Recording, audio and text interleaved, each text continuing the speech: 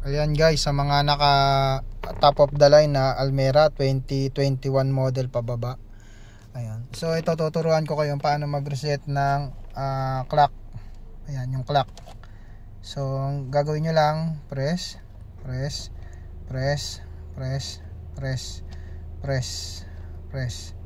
Ayan, hintayin nyo mag-blink yan. So pag nagbi-blink na yan, long press nyo. Yan, tapos pwede nyo nang iset yung oras. Yan.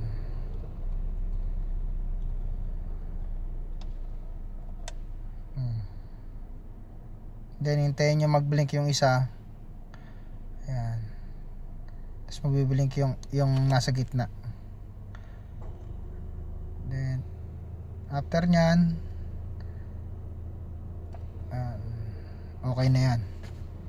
So ganun lang yung pag-reset ng oras ng ating Nissan Almera sa mga naka top of the line. Yan, ganito yung tsura ng top of the line. Yung naka push button yung aircon, ito yung cam view, tapos may mga ganito yung steering.